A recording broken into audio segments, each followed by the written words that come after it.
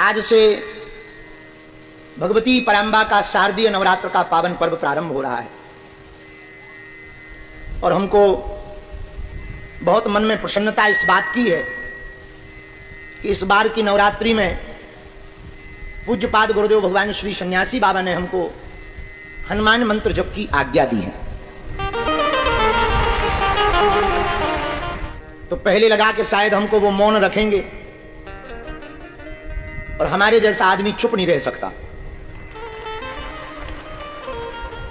तो बाद में आज्ञा दे दी नहीं नहीं तुम्हें मौन रहने की आवश्यकता नहीं है, लेकिन ज्यादा बकबक करने की भी आवश्यकता नहीं। फिर दूसरी आज्ञा लगी कि सुनो, नवरात्रि की जो कथा थी वो करनी ही है। और बहुत दिन पहले हमारे बड़े ही प्रिय आत्मीय भगवती पराम्बा की आप पुत्रवत अपने आप को मानकर, भगवती को मात्र रूप में मानकर साधना करने वाले श्री अजय राय जी, आपकी इच्छा थी कि हम आपके द्वारा देवी जी की चर्चा सुने, देवी माता की। हमने कहा भैया हम तो देवता वाले हैं, पर कुपुत्रो जायते कुचतपि कुमाता न भवती, पूत कपूत हो सकता लेकिन माता थोड़ी कुमाता होती। तो इनकी बहुत इच्छा थी यजमान जी की कि आप हमको देवी जी का चरित्र सुनाओ। तो हमने भी गुरु जी से कहा कि यदि आज्ञा हो तो नवरात्रि में और तो कुछ करना नहीं, जब तो करना ही है, 2-3 घंटा थोड़ा गाना बजाना कर लें क्या? बोले क्या? हमने कहा कथा कर लें। तो उन्होंने भी बड़ी प्रसन्नता पूर्वक सहमति दी, बोले बिल्कुल करना चाहिए।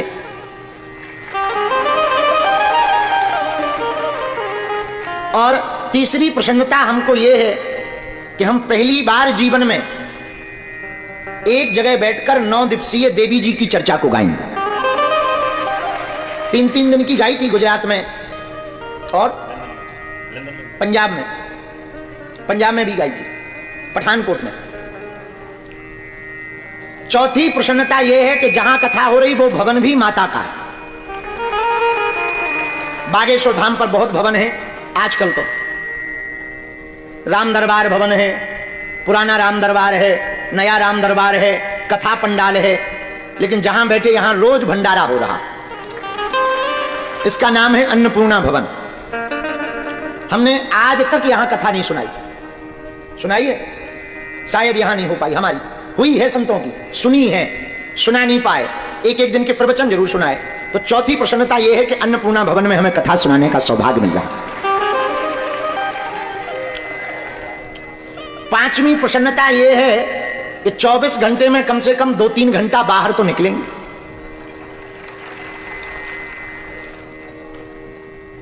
इसलिए हम खूब साधुवाद और खूब दंडवत प्रणाम सन्यासी बाबा के चरणों में कर रहे हैं। उन्होंने हमें आज्ञा दी, उनकी आज्ञा शिरोधार्य है।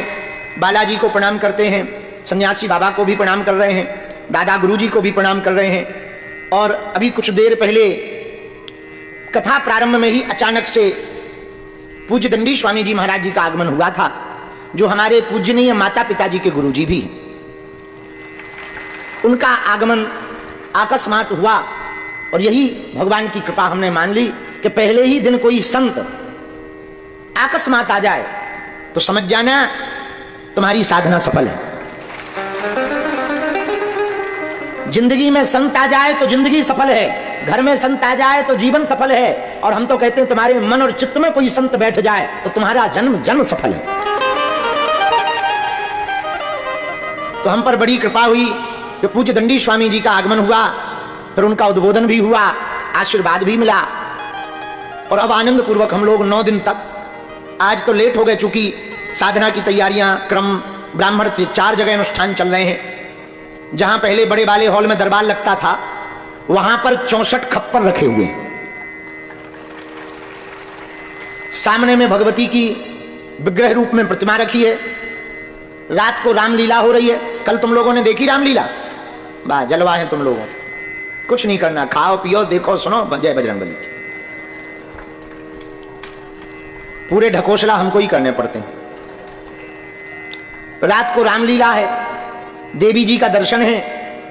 दोपहर में आज लेट हो गए, कल से हम टाइम पे आएंगे, 1 बजे से 3 बजे तक यहीं पर कथा सुनाएंगे।